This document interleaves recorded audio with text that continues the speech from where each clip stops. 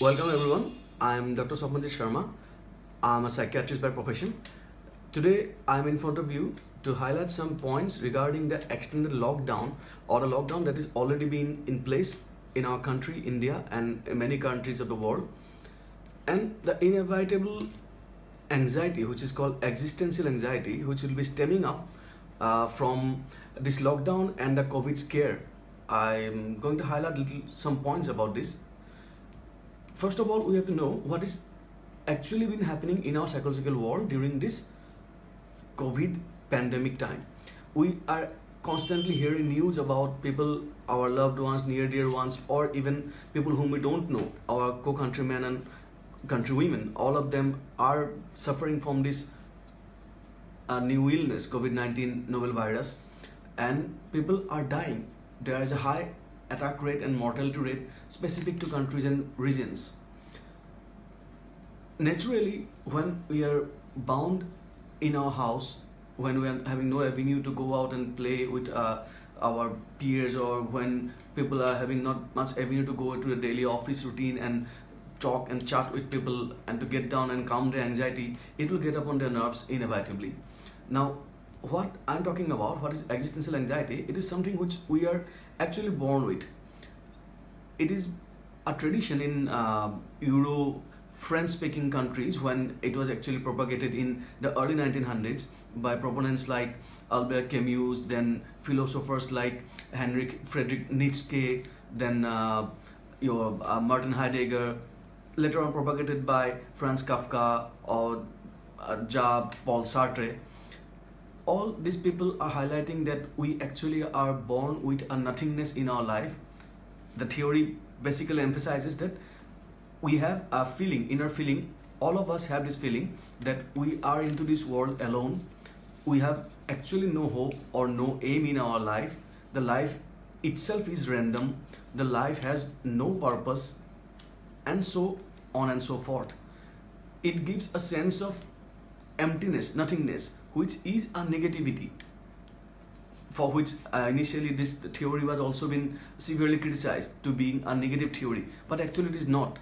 It is emphasizing that to ascribe a meaning to our own life is the key of our happiness, key of all our achievements, key of all actual human achievements as a species. Now, COVID virus is killing people here and there randomly. We are getting to know that our loved ones, beloved ones, everyone is gradually leaving this world. This is giving us more of a sense of emptiness. We are not able to do anything to help anyone. Most of the people, we are hearing the news only every day, each day, flashing to our TV screens, our mobile laptops, our newspapers, getting to know that increasingly more number of people are getting affected and dying every day.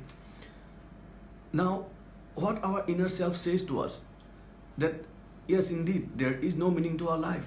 Whatever human beings have achieved for so many years of civilization, whatever our medical science has achieved in so many years of rigorous peer review process, rigorous experiments, randomized trials and drug developments, biological, genetic, neurochemical, virus, bacterial, fungal, all infections, mostly many of the dreaded diseases of the past are being eliminated. We were living in a perpetual paradise of certainty, which is being punctured by this recent COVID-19 infection. The certainty, loss of the certainty and birth of uncertainty is the root cause of re-emergence of this, what I was talking about, existential anxiety in our minds.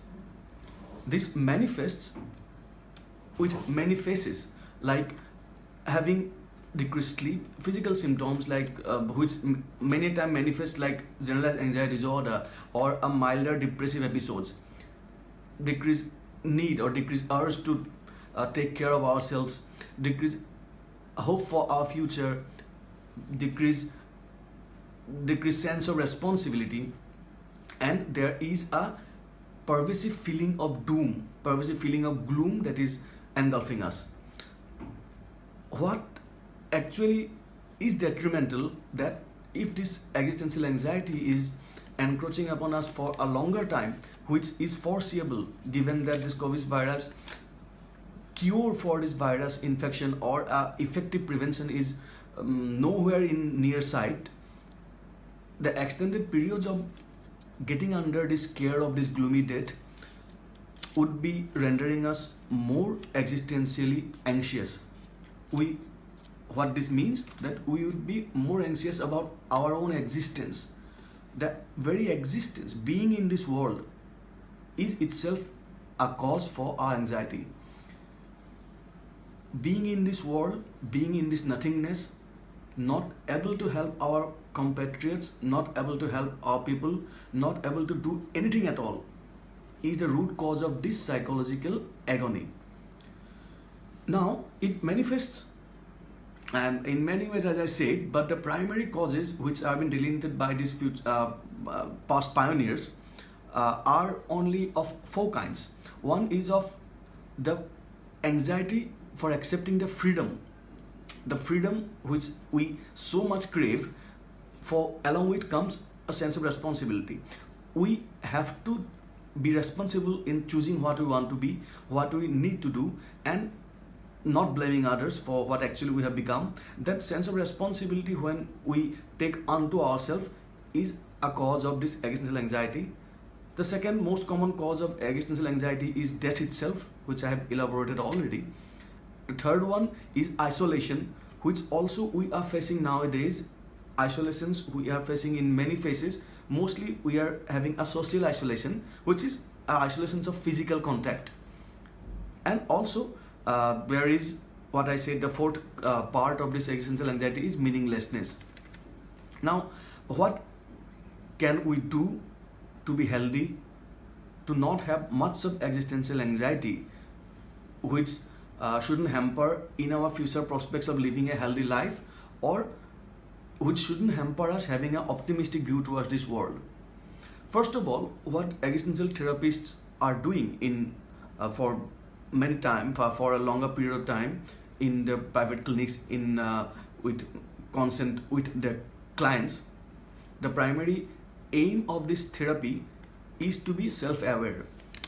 To be self-aware means to first be cognizant, to first be accepting about this fact that this world is random, which actually has no meaning until we ascribe a meaning to it. First, we have to be aware about this fact. Aware means to know about this fact cognitively, that is through our intelligence, through knowledge, just to get the knowledge, not to get too much involved about its emotional contents, and then to try to have a meaningful way of leading this life, which would be very much individualized to each person. The beauty of this therapy, beauty of this existential concept itself is that it is very much individualized. What works for me might not work for you. But the ultimate goal is that we have to find a reason to be alive.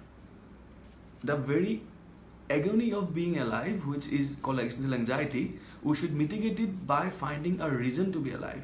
The reason might be to take care of our parents. The reason might be to take care of our pets in our house. The reason might be to take care of our small children. The reason might be to take care of our ailing older parents and our grandfathers and all. Or it might be simply taking care of my garden. And during this lockdown time or during this COVID scare, if you think that, okay, for this coming period of time, when I'm not going to my office regularly, I would be taking care of my garden more beautifully than before. I would be trying to inculcate much more new techniques to have some much more bloom in my garden, or I'll be cleaning all the junk lying out there in the garden.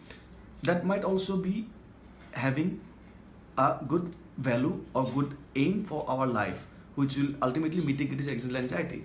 Also, we must try to find a way to cope with this incoming bombardment of negativity which is all around us. The negativity means the news and the social media contents regarding this COVID-19 infection, the increasing number of deaths and infections every day we are getting through it. We also have to be aware only cognitively. That means we only have to be cognizant about the facts. Take the facts as facts only, not to get emotionally disturbed by the facts, to be continuously aware that these informations and everything can impact us negatively. To be continuously aware, and to be continuously aware also about the fact that we can only try to be at inner peace with ourselves. The third most important avenue to combat this existential anxiety, which actually is little bit counterproductive, which actually is little bit going out of the tradition of this particular theory from where it's born, is being religious. Religiosity or religion, as many lay people had an idea about existential therapy, that existential therapy or theory is counterintuitive. They are actually contradictory to religion. Religiosity, being religious, having a faith in an external superpower, having a faith in an external goodness which can enrich our life, itself can give us a meaning of life. The meaning of life might be to bow down to an external power which we cannot comprehend by the knowledge at present at our hand, and to derive pleasure out of the fact that there is a guardian above us who can actually, having a faith that who can actually help us deal with our anxiety, our agonies, our uncertainty, our fear.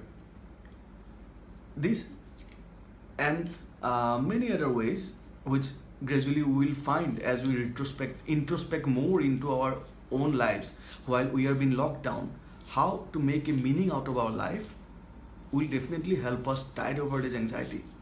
We have to remember this COVID-19 infection is not going to pass away so soon, nor the aftermath of the infection, nor the aftermath in our economical, political, financial, healthcare system, and also our mental health is not going to get away just in a blink of an eye. It will take a lot of time.